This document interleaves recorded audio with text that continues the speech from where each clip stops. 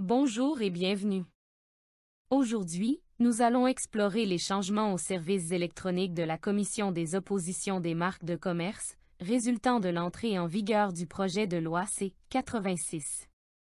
Dans cette vidéo, nous examinerons la transaction relative à une demande pour une ordonnance de confidentialité.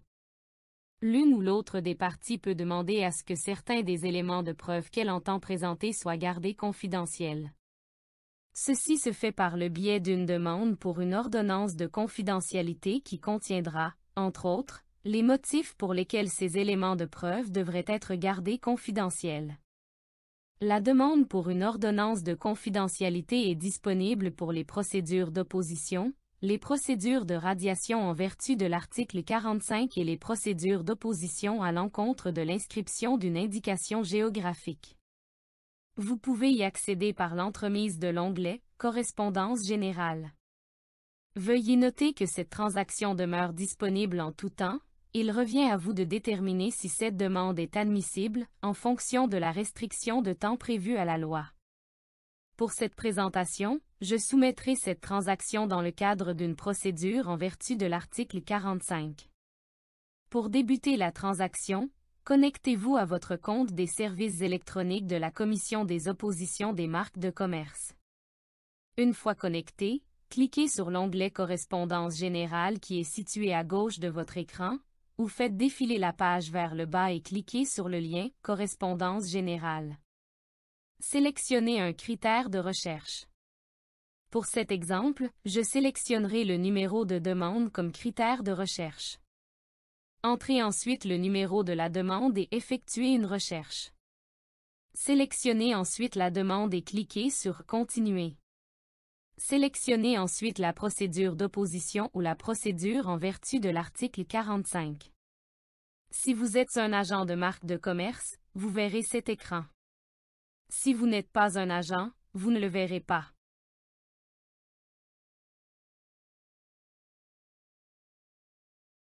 Une fois dans l'écran de demande de correspondance générale, sélectionnez « Demande d'ordonnance de confidentialité » à partir du menu déroulant.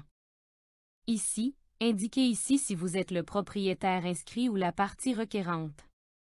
Ajoutez une déclaration de correspondance et joignez les pièces à l'appui de votre demande. Nous vous recommandons de consulter l'énoncé de pratique concernant les renseignements qui sont requis pour appuyer votre demande. Confirmez que l'autre partie a été copiée sur votre demande et cliquez sur « Suivant ». Sur l'écran « Revoir et confirmer », vous pourrez voir un résumé de la transaction. Une fois la transaction vérifiée, cliquez sur « Confirmer » et ajouter au panier. Vous pouvez maintenant soumettre votre transaction à partir du panier. Ceci met fin à la démonstration. Comme vous pouvez le constater, c'est très simple. Il est important de noter que le contenu de la demande elle-même sera accessible au public.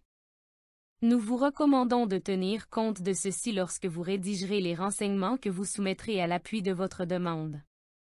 Il est impératif que vous attendiez la décision du registraire en ce qui concerne la confidentialité avant de soumettre les éléments de preuve que vous souhaitez garder confidentiels, car le registraire ne pourra pas examiner votre demande si vous soumettez vos éléments de preuve avant ou avec votre demande. Ceci conclut le tutoriel sur les ordonnances de confidentialité. Nous espérons que les informations fournies vous seront utiles. Si vous avez des questions concernant ces nouvelles fonctionnalités, n'hésitez pas à communiquer avec nous à la Commission des oppositions des marques de commerce. Nos coordonnées figurent au bas de la page de la Commission des oppositions des marques de commerce, disponible à partir de la page d'accueil du site web de l'Office de la propriété intellectuelle du Canada. Merci et bonne journée.